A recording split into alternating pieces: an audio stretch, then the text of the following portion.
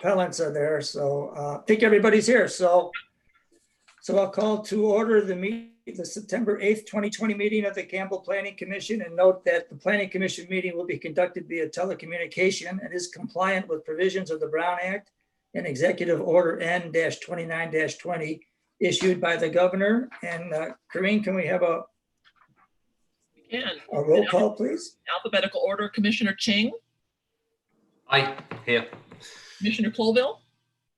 Present. Commissioner Rivlin. You're muted. Yes, here. Vice Chair Ostrowski. Here. And Chair Cray. Here. And it's our full complement of 5 currently. So that's it for now. So as everyone had a chance to review the minutes of our last meeting, any corrections or a motion for approval? Yeah, sure. I'll make a motion to approve the minutes. Second? I'll second. Commissioner Colville seconds it. Can we have a voice vote, Corinne? All in favor? Oh, Aye. aye. Aye. Any abstentions? So I guess that's unanimous. And Director Kermoyan, are there any communications for the commission or agenda modifications or postponements? Commissioner Cray, there was one communication that we forwarded to you on the tree appeal. So that was forwarded to you via email, and there are no agenda modifications. Okay, then I guess that this is the point of the meeting where people can talk on items that are not on the agenda. So I don't know if there was anybody out there that wanted to speak on an item not on the agenda, but now would be the time. So we'll open up the hearing for those items. Anybody want to speak on an item not on the agenda? Okay, hearing or seeing nobody, then we'll close that part of the meeting. And we'll move to our agenda. Before we go, are there any disclosures by the commissioners before we begin? And I do have just. Right. Okay, Commissioner Ching. I was approached by a resident at 825 South Thomas, the item that we have for tonight. And we had a brief exchange on the history of the trees. And I also asked if he'd like to speak, he could speak at tonight's event on Zoom. Okay. Very good. And then I can also say that I happen to know the person who sent in our late communication is a friend of mine, but I'm sure he doesn't know I'm on the Planning Commission, and I had no idea he'd be writing in on this, and that really won't impact how I look at everything. So just wanted to disclose that. And with that, so we'll go with our one item on the agenda. It's PLN 2020-35, an appeal of PLN public hearing to consider the appeal, PLN 2020-35 by Kathy Robinson of the Community Development Director's denial of a tree removal permit, PLN 2020-14, to remove 4 redwood trees on property located at 825 South San Tomas Aquino Road. Staff is recommending that this item be deemed categorically exempt under CEQA. Planning Commission action is final unless appealed in writing to the city clerk within 10 calendar days. Our project planner is Naz Healy, but is Daniel filling in? Yes, I'm covering for Naz this evening. Okay, thanks, Daniel. Thank you. All right, let me get my screen up here.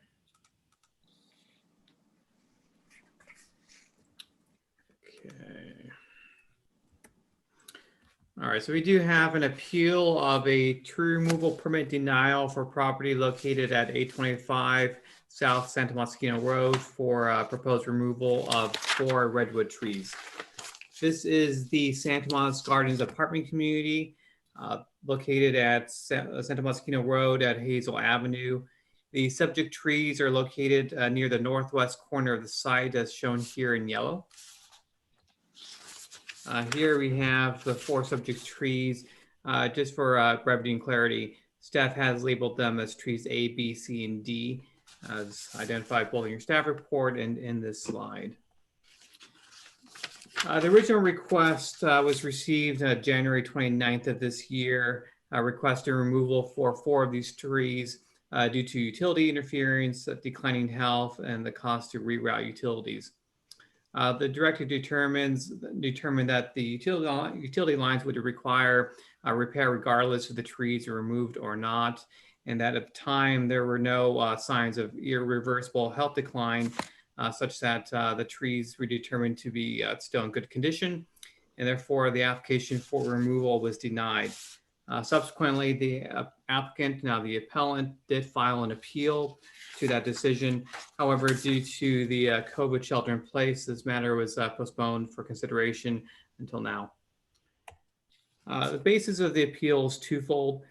First up, the excessive cost to reroute utilities, specifically the sanitary sewer line, the fire sprinkler water line, and other utilities that are found within the joint trench that could be impacted by modifications and or relocations of those utilities.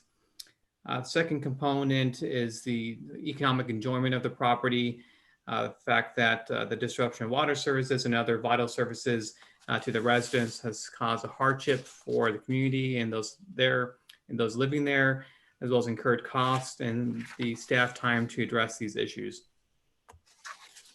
In terms of analysis of the appeal, trees C and B are in obvious decline, warranting removal. Staff does want to note that these trees were not in this condition in February, or otherwise staff would have allowed the removal. Trees that are in obvious decline are actually allowed to be removed through an expedited process that does not require public notice or typically involve any sort of appeal rights, just to allow for a quick resolution to those situations. However, here there appears to be a lack of irrigation or other factors that contributed to an accelerated decline. So staff does support removal of the two trees here, C and B, subject to a penalty replacement of a 4-to-1 ratio. Effectively, the property owner is obligated to maintain these trees, and the fact that they suffer such an accelerated decline over the course of this year, for reasons unknown, is still ultimately their responsibility. And under the code, if a removal is still granted, they are required to provide additional trees to make up for the loss of the canopy. In terms of the other two trees, the applicants did provide estimates for the fire sprinkler line and sewer line replacements, $150,000 for the sprinkler line and $85,000 for the sewer line. These estimates are exceedingly high for just 80 feet of utility line. But moreover, the fact is the utility work is required regardless of the tree removal, since the removal of the trees doesn't really resolve the issue that the lines and the utilities have already been damaged. And to that end, staff does identify an alternative. Instead of simply removing the trees, these utility lines can be rerouted around the trees. And this is something that the code actually specifically does address. Finding number 3 for tree removal permit does identify that trees can be allowed to be removed when there's utility interference, but it does make it clear that in that situation, it has to be where the utilities cannot be controlled or remedied through reasonable modification of those utility services. Here, the reasonable modification is effectively to go around the trees. The applicants already have to spend a certain amount of money to address this issue. So what we're talking about is simply some additional piping to provide breathing room for the trees. So to that end, this does seem to be a case where the finding for a utility interference removal cannot be established. Secondly, the applicant's case for economic enjoyment is not particularly relevant. This finding, which is very long, I won't read it, generally has to do with development of a property. It does not generally have to do with situations where you have a built environment condition, and such as, again, not relevant. Therefore, staff does recommend that the Plan Commission adopt a resolution denying the appeal and upholding the director's denial of a tree removal permit for trees A and C. However, approving a dead dying tree determination to allow the removal of trees B and C. Thank you. Thanks, Daniel. Any commissioners have questions for Daniel? Yeah, Yeah. No, please, you go ahead, Nick. got it. I'll be quick, Commissioner. Thank you. I think the biggest concern I have is the notable decline that we see here that happened so fast, of course, from the first visit to now. Personally, I have redwood trees on my property as well, and it's not terribly hard to make sure they don't die. There's nothing other than just, of course, hypothetical scenarios in which we can try to figure out how we'd see such fast decline in some of these trees. This is only a concern, of course, just because we hate to see people who would go around and allow their trees to die just to get the permit to remove them approved. That's very unfortunate. I do appreciate that we have the penalty clause in place to make sure that we can replant enough here. But in terms of the irrigation, the only thing I see in the staff report revolves around the appearance or the lack of observed irrigation. Do we have any actual insight into whether or not there is irrigation for those trees and plants in that area? I'm not 100% certain. I mean, generally, the code does require that new landscaping have irrigation. However, this is an older community, so there is some potential possibility that the irrigation, if it's not been maintained, simply is no longer functional. Got it. And then in the same report, we see that the trees that do appear to be surviving much better, it says that they appear to be closer to a leaking pipe. Is that correct? Correct. So one of the utility lines that's being damaged is the water line that serves the sprinkler system. So it could be gaining water from that leaking pipe. Got it. Okay, thank you. That's all for me. I've got a quick one. Daniel, the fire line, what size is that line? I imagine it's not the normal water line you get into a house. Do you have any idea how big that line is? I'm afraid I don't. And just maybe to Commissioner Colville's question, when I was looking at the trees this morning, I didn't see any irrigation around the trees. There was irrigation around the plants next to the building, but I didn't see any irrigation around the trees. It may be there, but I didn't see it. Got it. Thank you. Any other questions for Daniel? Do we know how deep that sewer line and the sprinkler supply line are in the ground? I don't, but the applicant should be able to speak to that. Any other questions for Daniel? Daniel, I'll just ask one real quick one here, and you did address this. So we're saying, and I believe that the utility line has to be repaired anyway. And you, as you stated, they simply have to add some additional piping. So to repair the utility line and move it around the trees, in the city's opinion, that's a quote unquote minor cost, or do you have a guesstimate of how much extra it costs to go around those trees versus? Well, the code doesn't indicate a minor cost. It calls it a reasonable modification. So the fact that they're already having to do all this work, in context of that, having to simply shift it up a little bit is reasonable in context.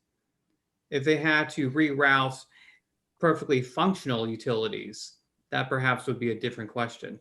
But if the damage has already been incurred and they already need to address the issue, then it's not unreasonable for them to simply go around the tree. Okay, I expect our appellant will probably address that as well, but I just wanted to ask you, any other questions for staff?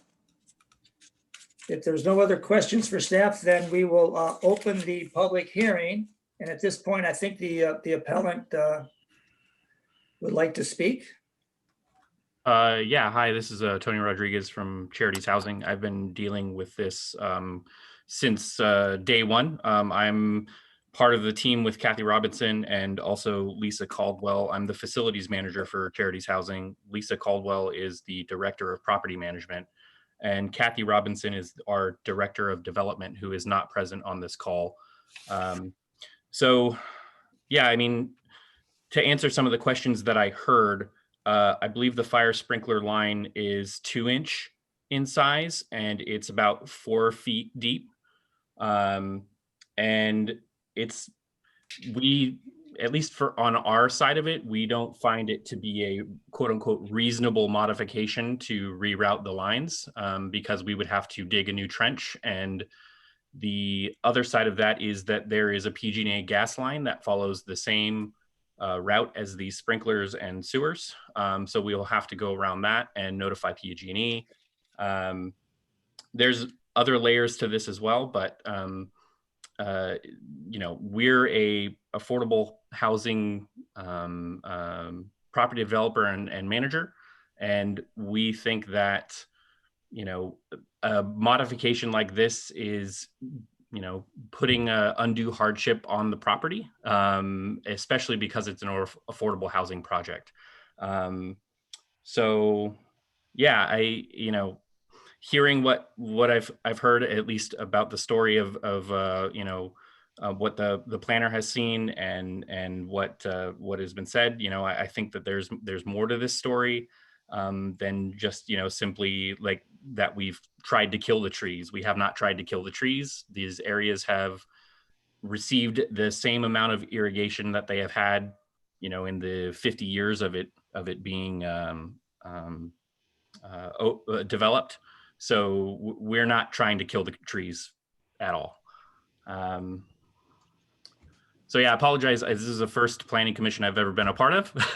But yeah, I mean, trying to give you guys as much story as I can, so. I have a question. Sure. So in the report, it said that the cost for replacing the sprinkler line and the sewer line was really high because it had to be hand dug because it was next to the other service lines. But I'm curious, well, a couple questions. One is, if you did move those lines, would you still have to hand dig since now you're away from those other main lines? Yeah. I believe that, you know, we could use mechanized help to dig the trench for new lines. It is cheaper to relocate the sewer line. Not going to deny that. It was the fire sprinkler that had the higher cost that was adding to everything. The repairing the line without the A tree, you know, that planner Daniel identified. If that A tree wasn't there, the sprinkler line repair would be, you know, they didn't even quote me. It was under $1,000 to repair that line. It's a very small line.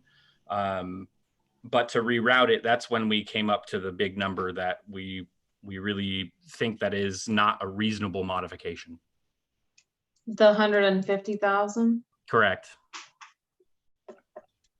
So how does it, what is the difference then between the $1,000 if the tree wasn't there and $150,000? The line there is it's a small leak. It's not affecting even the pressure of our fire sprinkler system, which is why it's allowed to remain operable.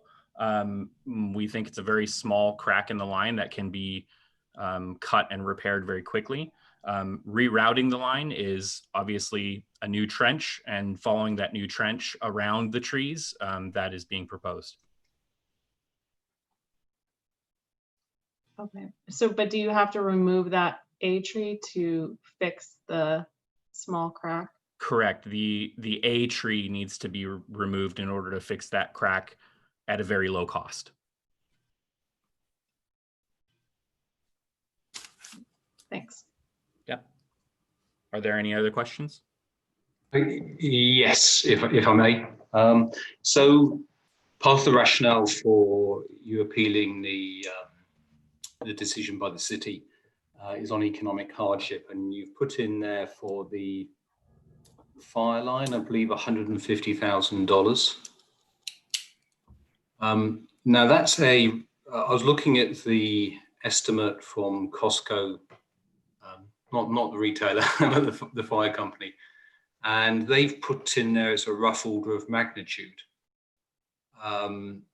Now, I've had a little bit of experience on this, and rough order of magnitude can easily be 75% over the actual cost. It really is a finger in the air type of estimate. I guess I was also surprised at the labor rates they were quoting. So I think for a fitter, they were quoting you $200 per hour. So where I'm going with this, the city has, I think, rightly raised the issue that $150,000 seems a lot for 80 feet. And they're quoting what seems very high labor rates. How many quotes have you actually had done for this fire line? I'll be honest, in this time, we've only had this one quote, as you say, finger in the air.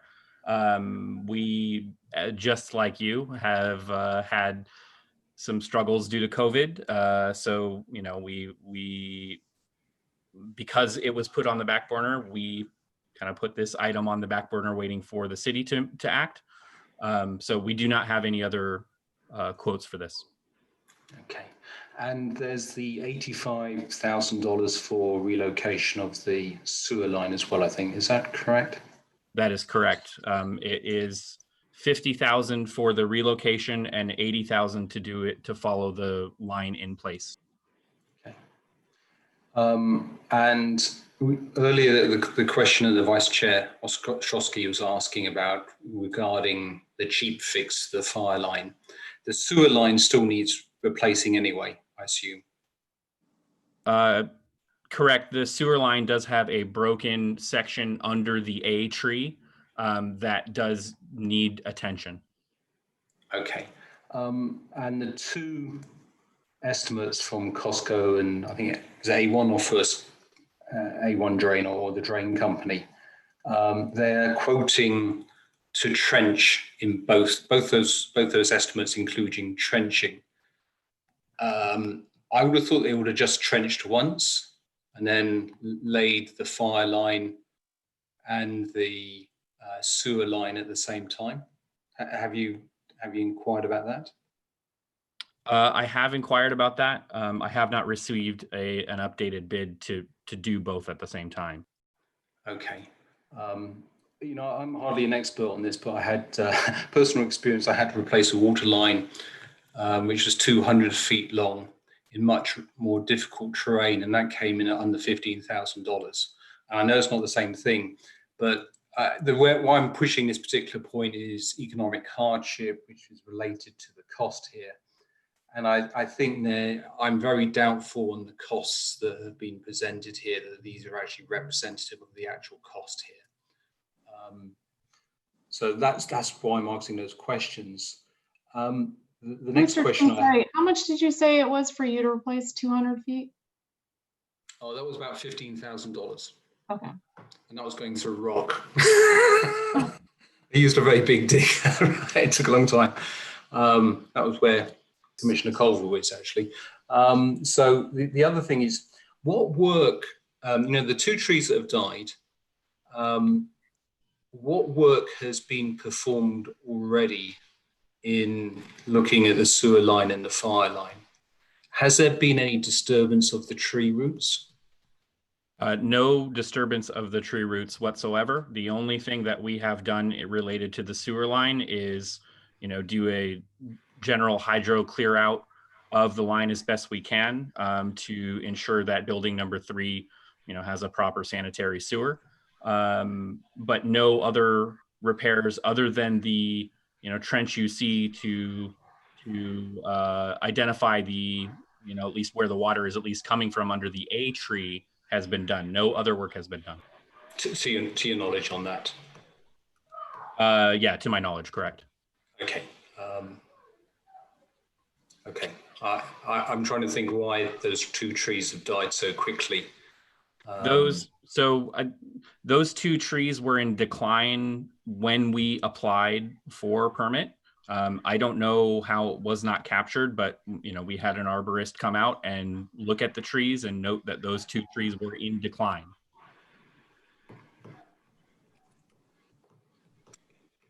Thank you. Any more questions for Tony?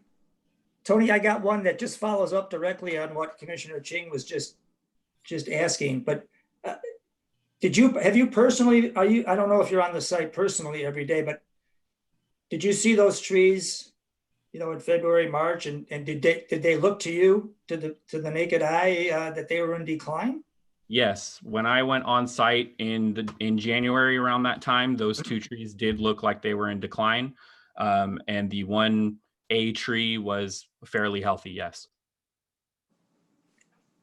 Okay, I think we're talking about the B and C trees that are the ones in decline. Correct. I know there's some difference with the way that we labeled them, but you didn't see, you saw that those trees, when you saw those trees in January, February, they looked fine.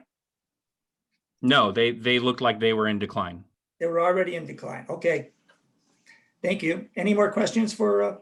I have a quick question. Tony, could you, I think it's in one of the letters from your administration, but could you highlight what your organization's prepared to do as a tree replacement? Yeah, so we are totally willing to follow all city guidelines in tree replacement.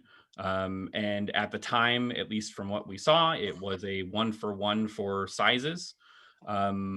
Seeing that we're going to be removing 2 trees and need to do a 2-to-1 ratio, we will get bids to replace the trees at a 2-to-1 ratio. We understand that the redwoods are protected trees. We agree that we don't really want to cut them down, but we do see that they are causing the property problems and will cause the property problems with the current utilities in their place. So yeah, we're willing to follow all city guidelines. Thanks. Commissioner Colville? Well, he touched on being willing to replace at a 2-to-1 ratio. Isn't the situation we're looking at having a 4-to-1 ratio in place for the 2 trees removed? Is that correct? Yeah, Commissioner Colville, I think it's related to the them not taking care of the tree or intentionally removing it. I think that's for us to discuss. We'll have to discuss that. Got it. And then since it's still open and to the public, and I can address Tony directly. Tony, are you prepared to comply in those regards as well too, if that were the case? Again, we are willing to comply with the city in any and all cases. However, we do want to be treated fairly. We feel like, the appeal is to have a fair trade on this aspect. Awesome. Thank you. Any more questions for Tony, anybody? Is there anybody else that wants to speak for the appellant?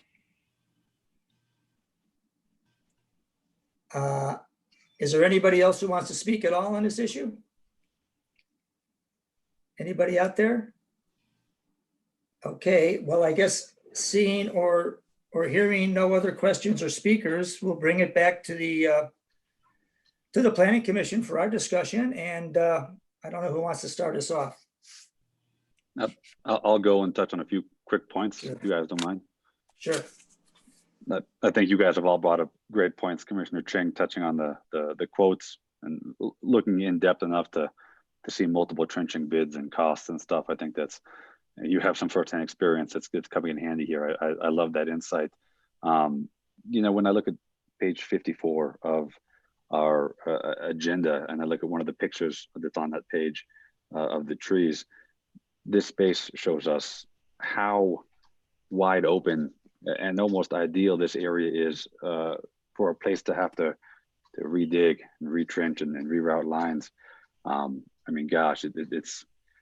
I don't want to say that anything's going to be easy, but if I had to pick, the type of landscape in which I had to perform this type of work, you're not going in between buildings and stone like you, Commissioner Ching. I mean, you got a little bit of cement, you got a basketball hoop right there, and you got a bunch of mulch and stuff. And so it does seem like it doesn't sound unreasonable. Of course, that's a subjective term to reroute. And I think furthermore, what planning staff has determined is that yes, we can remove 2 of the trees that are dying. That just leaves the last 2 trees. I think tree A is the biggest issue because that's going to be the one that costs them the most money. But in a city like ours where we take pride in the trees, I appreciate that we're looking at all the options. I just wanted to point out that that picture on page 54 stood out to me because of how much space there appears to be to work with there. So that's all I'm going to touch on right now. Anybody Maybe else? if I, Sure. okay, thank you. Yeah, I think if it was just the fire line, then it sounds like it's, you know, regardless of the quotes they've received, it sounds like it's a type of $1,000 repair to do it if the tree A wasn't there, if I'm right in thinking. But the thing is, they're going to have to trench anyway because they have to replace the sewer line.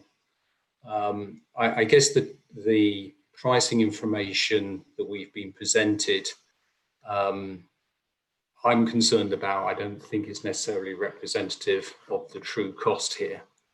And a bit like Commissioner Colville, I'm struggling to see, since it's going to be trenched for new sewer, how much extra is really going to cost to trench it around trees A and D.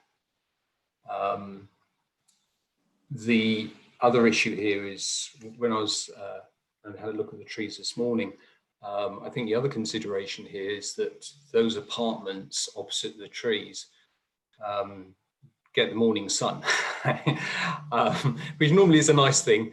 But I think with the trees removed, you're going to have the sun going straight into those apartments. And while that's nice, it's also they're going to have a lack of shade, which those trees are currently providing.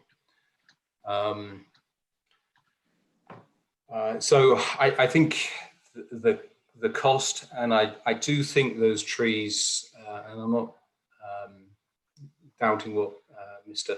Rodriguez said, but I do feel there's been some tampering with the roots that has led to those trees suffering.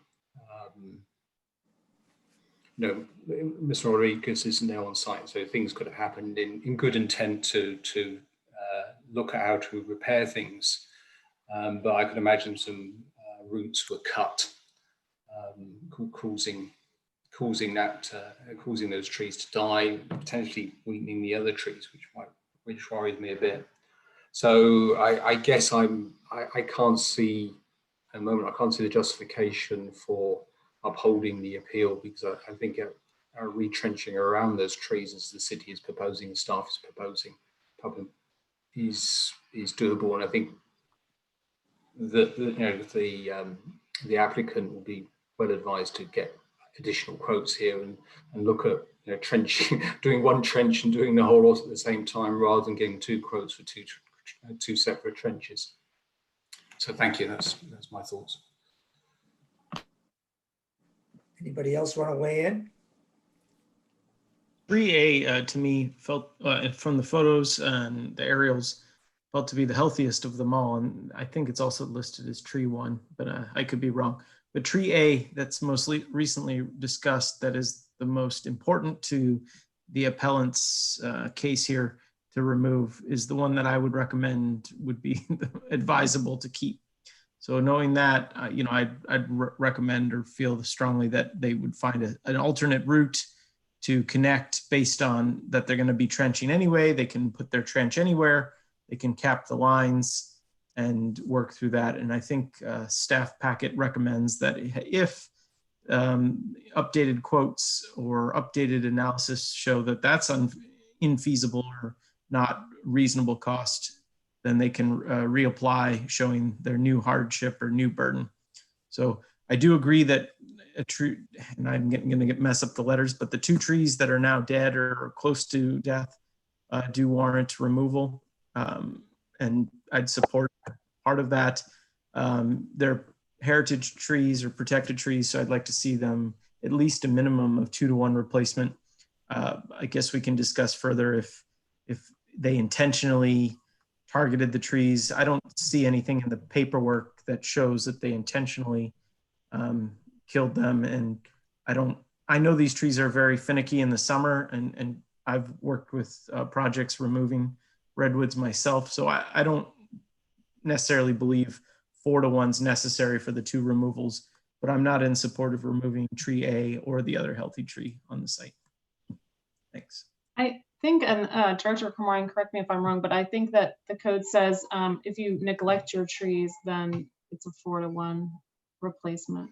Yeah, that's correct. And what was interesting to not hear was, once you knew the tree was declining, what did you do to help the tree?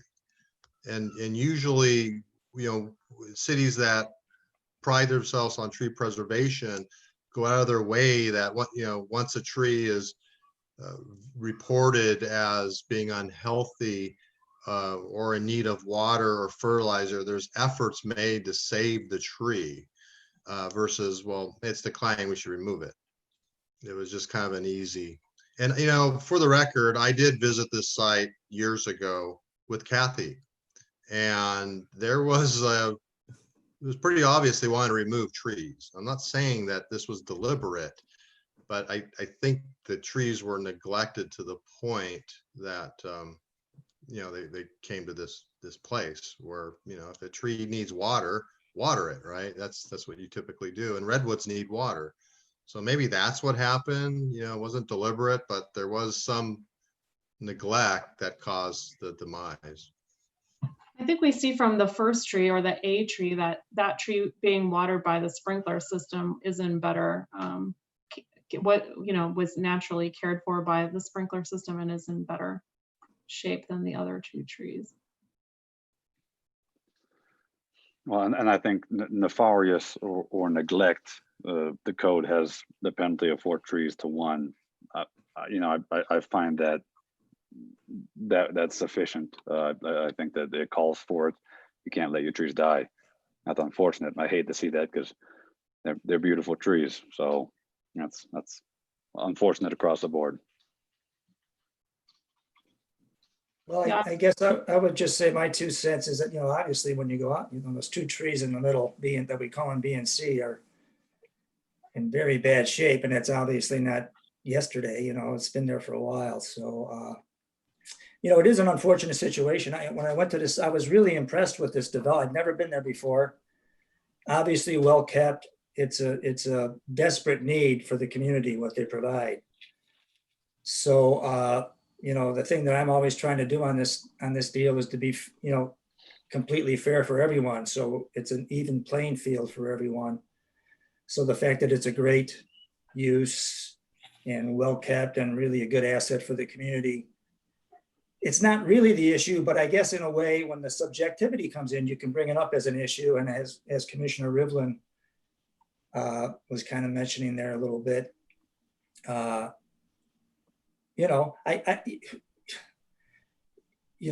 role of government is to try to be as fair as possible. And it's just not that easy. As we all know, there's always some subjectivity comes into it. So I know the 4-to-1 replacement is in the code. And I think that's really a great thing to have in the code. But again, I guess I would think that in this case, with this particular development for the service they provide the city, I like Commissioner Rivlin might be amenable to a 2-to-1 replacement. Kind of give them a little bit of a break there. They're going to have, added costs of moving the line.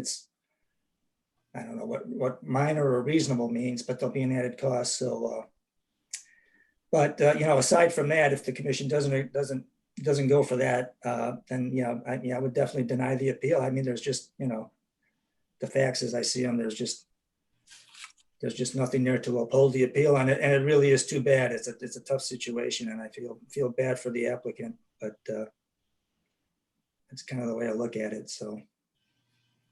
Yeah, I mean, I truly. Go ahead. Go ahead. I was just gonna say, I don't even know if the number of replacement trees is, gosh, if that would even look like some type of concession. I feel like they either want to have the ability to remove all the trees, mainly A, so that they don't have to reroute it, or not. I think we could tell them to replace with 20 trees, and I think the main point they're touching on is they want to get rid of tree A because that's going to be the most cost-effective way to handle and that's exactly what any business owner would do, mind you. So I'm not saying that in a bad way at all. That's of course what anybody would do. They want to take the most cost-effective route, and removing tree A is the most cost-effective route. But in all fairness to what the city stands for and what's in the city code, that's where we're having a hard part with. And so just wanted to touch on that. Yeah, no, I mean, in my opinion, I think they have to trench anyway to replace the sewer pipe, because as it said in one of the reports, part of it's collapsed. So they already have to make a trench, then they can move the water at the same time. So the real differential cost is really just the additional connection between the existing location and the location to the offset to the new trench. So I would support denying the appeal and support the director's decision in this case. And I also support having a 4-to-1 tree replacement, as that is, I'm not sure that that's one of the things that we're. Yeah, I agree. I'd say the 4-to-1, it's a type of standard set by the city, and then we're setting precedent if we reduce it to 2-to-1 or whatever, right? So I'd be in support of the director's motion. I think we can try a motion and see if we can. Sure, I'll move to adopt a resolution denying the appeal PLN 2020-34 and upholding the Community Development Director's denial of a tree removal permit PLN 2020-14 to remove 4 redwood trees, and approving an authorization to remove a dead dying tree for 2 redwoods, trees B and C, from the subject property. I'll second the motion. Okay, Corinne, it's a motion and second. Can we have a roll call, please? And lost my list. Here we go. Commissioner Ching, Aye. Commissioner Colville, Aye. Commissioner Rublin, Aye. Vice Chair Ostrowski, Aye. Chair Cray, Aye. 5-0. So that's a 5-0. So the appeal is denied. The Planning Commission's action is final unless appealed in writing to the city clerk within 10 calendar days. And this matter is over.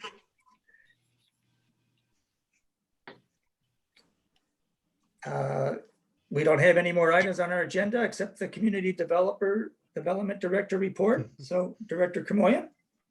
Thank you, Chair Cray, members of the Planning Commission. So there's a couple interesting items on the director's report from the last council meeting. One on the street closure, the other on the general plan update. Do you have any questions of any of those 2 items?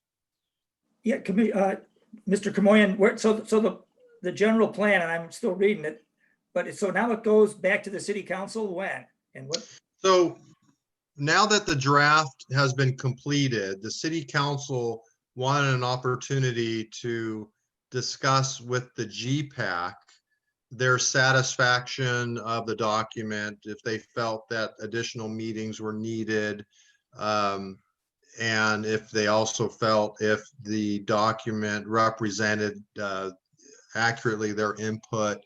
They just wanted to feel out the GPAC to determine if additional work was needed. And unanimously, a GPAC felt, no, it's ready. No more meetings are necessary, et cetera. So that was the extent of that meeting. They didn't really get into next steps.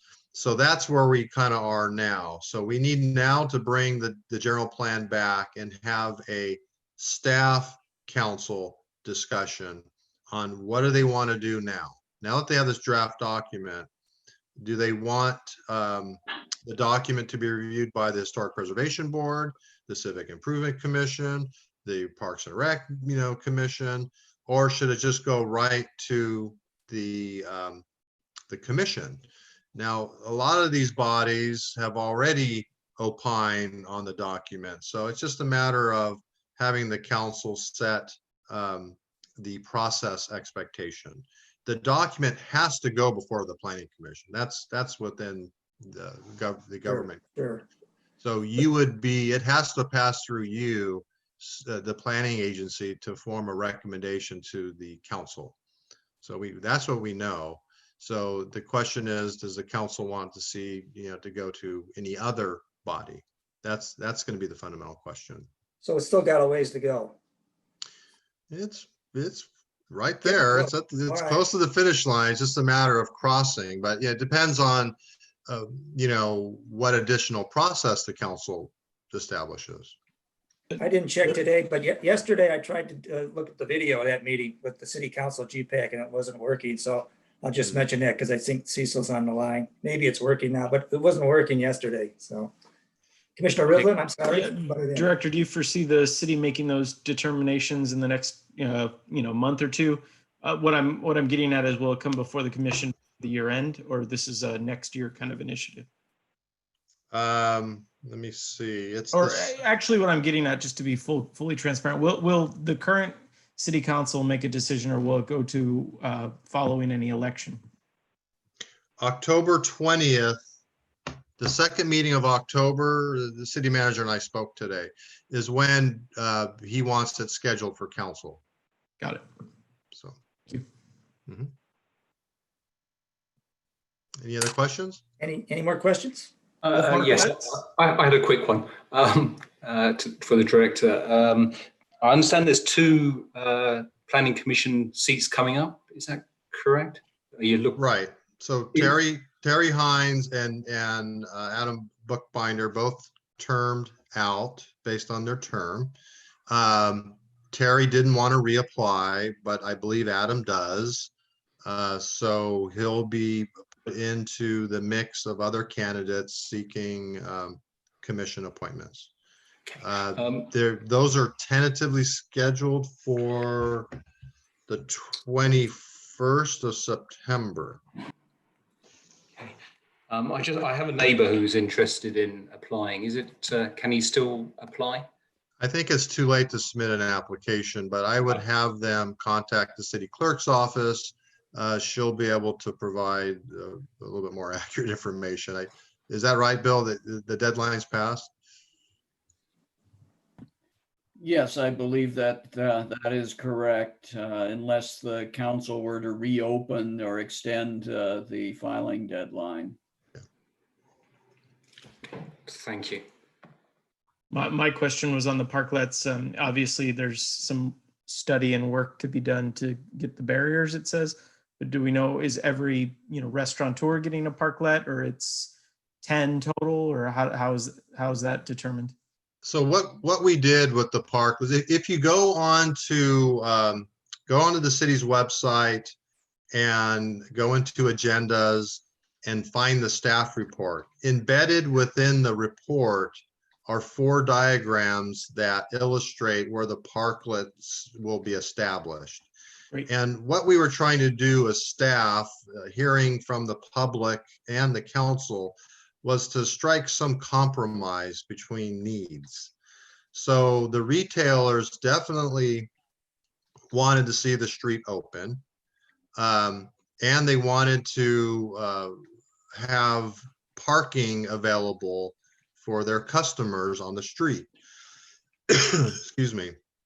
The restaurants, as you know, want the street closed. So we had to strike this balance on coming up with a plan that identified specific locations where restaurants were, therefore where parklets could be, that would allow a reasonable amount of seating for the return that the restaurants need, while still respecting the retailers' need for on-site parking on the street and having the street reactivated. If you were down there today, the street looked much more alive than it has the last month. So it's amazing what vehicles can do, as well as people, to reactivate a downtown. Thank you. Thank you, Director. Any more questions? If not, let's close this meeting of the Campbell Planning Commission. So we're adjourned till our next meeting of Tuesday, September 22nd. Goodbye, Thank you. everybody. Stay healthy. Thank you. Bye-bye. Thank you. Bye-bye.